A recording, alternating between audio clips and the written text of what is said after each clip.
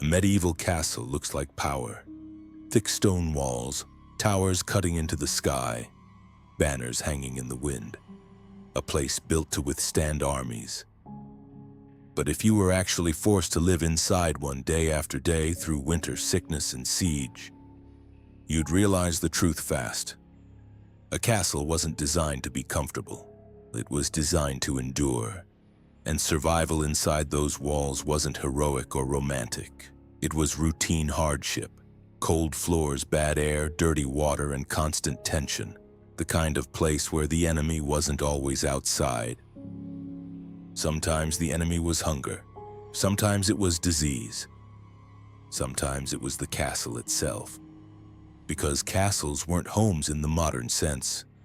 They were machines built for war, and the people inside were simply the moving parts.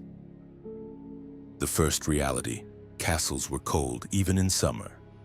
Stone holds cold like a memory. In winter, castle walls didn't keep warmth in. They stole warmth from everything inside.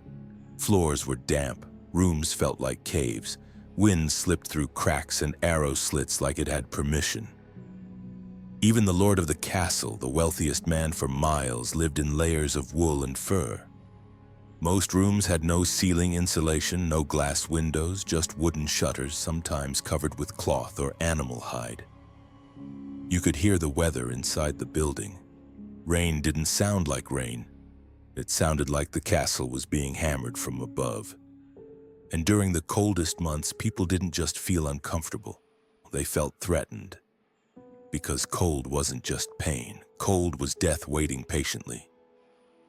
Fire was life, but it was also a problem. Yes, castles had fireplaces. Some had multiple.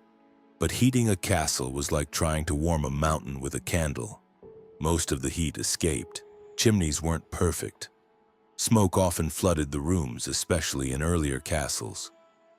Some halls had open hearth fires in the center of the room, meaning smoke rose and filled the air before crawling out through roof vents. And when the fire burned all day, it didn't smell cozy. It smelled like soot, grease, ash, and wet wool drying too slowly. You didn't sit by the fire for comfort. You sat by the fire because your hands stopped working if you didn't. And if you were poor or low-ranking, you didn't get the best spot. You got whatever warmth was left after everyone important took theirs. Water was a constant risk.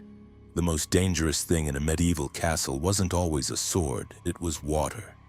Because water was heavy, difficult to transport, and easily contaminated.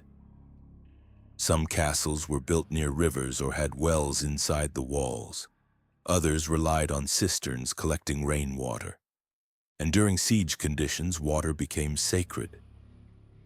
But the worst part? Even when you had water, it wasn't always safe.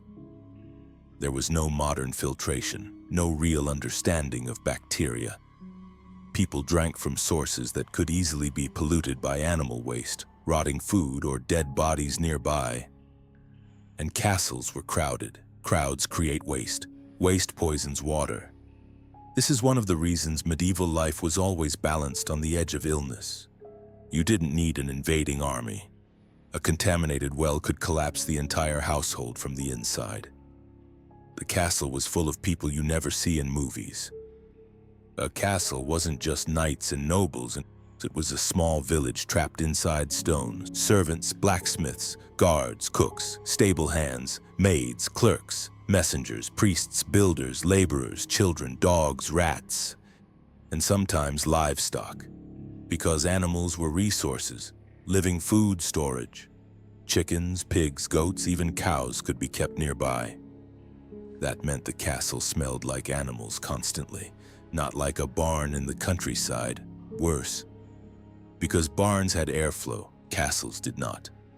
So the air became a mixture of smoke, sweat, wet wool, manure, cooking grease, and damp stone. It wasn't a medieval vibe. It was a permanent atmosphere. A castle didn't just look intimidating. It smelled like survival. Hygiene was not what people think. Medieval people were not ignorant savages. They did wash, they did bathe, they did care about cleanliness. But their environment made hygiene difficult. Bathing required heating water, hauling it, and finding privacy. That meant full baths weren't daily. They were occasional. For the wealthy, it could be a luxury. For common workers, it was something you did when you could. Toilets existed, often in the form of garderobes, latrines built into the walls with waste dropping outside or into pits. Sounds convenient, but in reality, those pits attracted flies, rats, and disease. And if the waste dropped into a moat or near the base of the walls, you've just created a sewage zone around your own defenses. In a siege, that could become a biological nightmare. And inside the castle, chamber pots were common, meaning at night the castle smelled worse. Because human waste doesn't sleep. Food was survival, not enjoyment. The castle kitchen was one of the most important rooms, not because it made meals delicious, because it kept people alive. Food inside a castle depended on class. The lord and his family ate the best cuts of meat, fresh bread, imported spices, and wine. But the majority ate thick stews, coarse bread, salted fish, oats, beans, and whatever could be preserved. Fresh food was seasonal. Meat was not constant. And the biggest enemy was spoilage. Without refrigeration, food preservation was everything. Salted meat, smoked meat, dried fruit, pickled vegetables, hard cheese. Even bread didn't last long. It went stale quickly. Sometimes it went moldy. In harsh winters, food became a countdown. How many barrels remain? How many sacks of grain? How long before the storage rooms become empty? Because once storage fails, the castle becomes a prison. The Great Hall was the heart of the castle. If you want to understand castle life, forget the throne room fantasy. The real center was the Great Hall. This was where meals happened, announcements were made, disputes were settled, guests were hosted, and soldiers were gathered. It was the social engine, but it was also loud, crowded, and uncomfortable. People ate with their hands. They shared benches. Dogs wandered between legs. Smoke drifted from torches and hearths. Straw was scattered on the floor to soak up dirt and spills. And the hall was never truly quiet. Even at night, there were footsteps, guards, whispers, the clink of armor, the sound of doors shutting, because castles were built to never fully relax. A castle that relaxes gets conquered. Sleep was not peaceful. Sleeping in a castle sounds safe. Stone walls, guards, thick doors. But inside, sleep was interrupted constantly. People slept in shared spaces. Servants slept close to their work. Soldiers slept near their posts. Even nobles often had attendants nearby. Privacy was rare. Beds were filled with straw or feathers if you were wealthy. Most had rough bedding and heavy blankets. But here's the part people forget. Castles were infested. Fleas, lice, rats. The warmer the bedding, the more welcome the parasites. And because hygiene was limited, infestations were normal. You could be wealthy and still wake up scratching. And if disease entered the castle, it spread fast. Because castles weren't spacious palaces, they were crowded stone containers. The castle had its own economy. A functioning castle required constant work. Weapons needed maintenance, horses needed feeding, armor needed cleaning, food needed storing, repairs never stopped, stone cracks, wood rots, iron rusts. So there were always craftsmen inside or nearby. Blacksmiths forged nails and tools, fletchers made arrows, leather workers repaired harnesses, masons patched walls. Cooks managed supplies like generals. And the lord wasn't just a warrior, he was an administrator.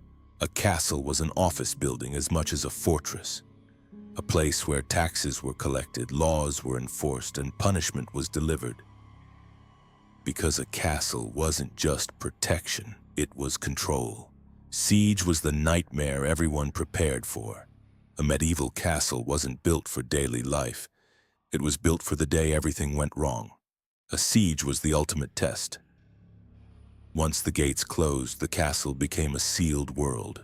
Food rationing began immediately. Water was guarded. Fires were reduced to save fuel. Disease became a looming threat. Morale became fragile. And the worst part? Sieges weren't always dramatic battles. Often they were waiting games. Days turned into weeks, weeks into months. Sometimes the attacking army didn't even try to storm the walls. They just waited outside while the castle rotted from within. Because starvation is cheaper than assault. Inside, tension grew. People fought over food. Accusations spread. Servants were blamed. Guards became paranoid. Even nobles could turn desperate. The castle was designed to keep enemies out. But siege proved something terrifying. It could also keep suffering in. Psychological survival was as important as physical survival. Castles created a unique kind of fear. Because even in peace, the castle was always prepared for violence. Weapons were everywhere. Guards were always watching. Execution was a real possibility. Punishment was public. If someone stole, lied, or disobeyed, consequences weren't symbolic. They were physical.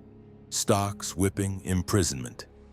The castle didn't need to convince people to obey. It simply needed to demonstrate what happens if you don't. And that created a world where everyone knew their place, not because they agreed with it, because the walls made it unavoidable. The final truth: castles were built to outlast you. A castle is stone, people are temporary. That's the core reality. Generations could be born and die inside the same fortress while the building remained unchanged and indifferent. Most people who lived in castles weren't heroes. They were workers. They cooked, they cleaned, they carried water, they repaired walls, they hauled wood, they buried the dead.